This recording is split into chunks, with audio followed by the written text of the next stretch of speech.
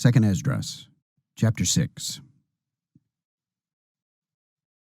Then he said to me, In the beginning, when the earth was made, before the borders of the world stood, or ever the winds blew, before thunder and lightning, or ever the foundations of paradise were laid, before the fair flowers were seen, or ever the movable powers were established, before the innumerable multitude of angels were gathered together, or ever the heights of the air were lifted up, before the measures of the firmament were named, or ever the chimneys of Sion were hot, and before the present years were sought out, and or ever the inventions of them that now sin were turned, before they were sealed that have gathered faith for a treasure. Then did I consider these things, and they all were made through me alone, and through none other. By me also they shall be ended, and by none other. Then answered I and said, When shall be the parting of the times?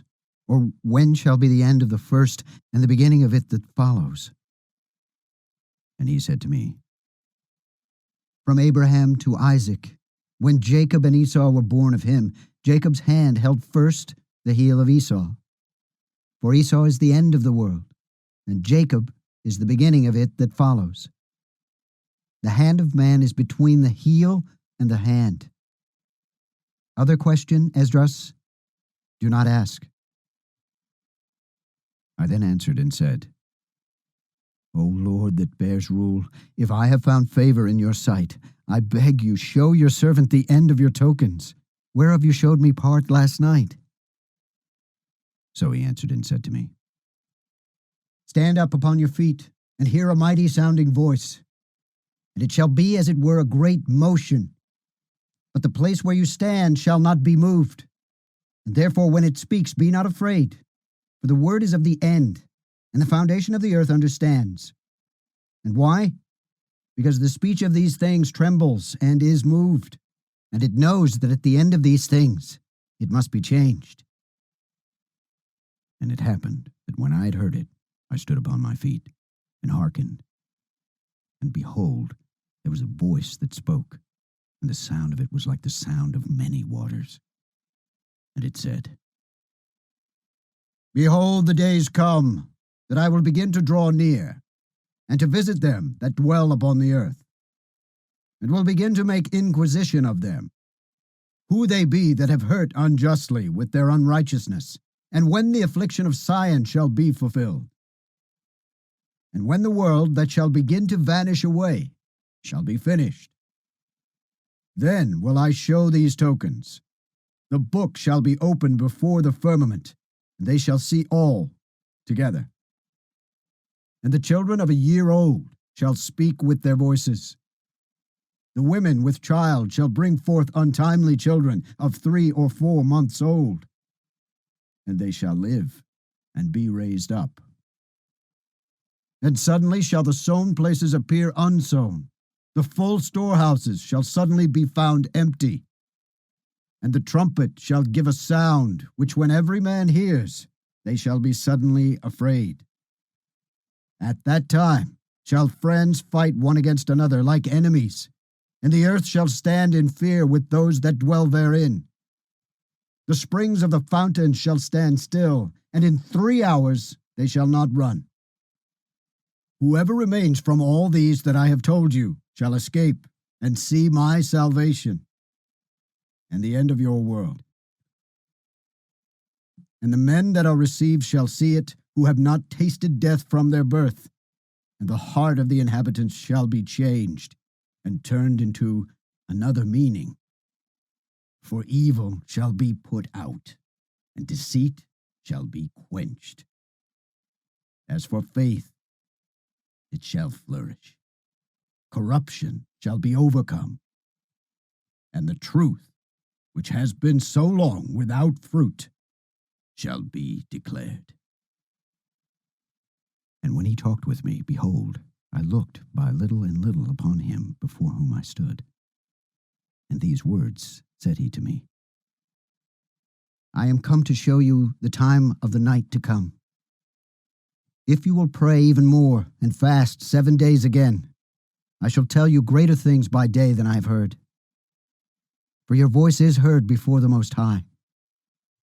For the Mighty has seen your righteous dealing.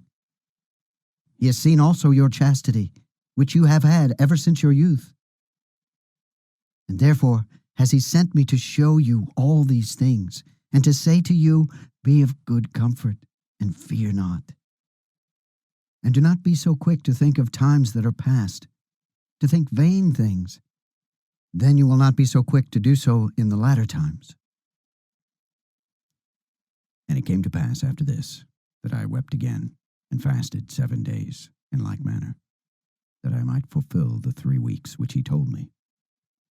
And in the 8th night was my heart vexed within me again, and I began to speak before the Most High. For my spirit was greatly set on fire, and my soul was in distress. And I said, O Lord, you spoke from the beginning of the creation, even the first day, and said this, let heaven and earth be made. And your word was a perfect work. And then was the Spirit, and darkness and silence were on every side. The sound of man's voice was not yet formed. Then you commanded a fair light to come forth of your treasures, that your work might appear. Upon the 2nd day you made the spirit of the firmament, and commanded it to split in two, and to make a division between the waters, that the one part might go up, and the other remain beneath. Upon the 3rd day you commanded that the waters would be gathered in the 7th part of the earth. 6 parts have you dried up, and kept them, to the intent that of these some being planted of God and tilled might serve you. For as soon as your word went forth, the work was made. For immediately there was great and innumerable fruit, and many and diverse pleasures for the taste, and flowers of unchangeable color, and odors of wonderful smell. And this was done the 3rd day. Upon the 4th day you commanded that the sun should shine, and the moon give her light, and the stars should be in order, and gave them a charge to do service to man that was to be made. Upon the 5th day you said to the 7th part, where the waters were gathered, that it should bring forth living creatures, birds and fish. And so it came to pass. For the dumb water and without life brought forth living things to the commandment of God, that all people might praise your wondrous works. Then you ordained 2 living creatures, the one you called Behemoth, and the other Leviathan, and separated the one from the other. For the 7th part, namely where the water was gathered together, might not hold them both. To Behemoth you gave the part which was dried up on the 3rd day, that he should dwell in the same part, wherein are 1,000 hills. But to Leviathan you gave the 7th part, namely the moist, and have kept him to be devoured of whom you will, and when. Upon the 6th day you gave commandment to the earth, that before you it should bring forth beasts, cattle, and creeping things. And after these, Adam also, whom you made Lord of all your creatures.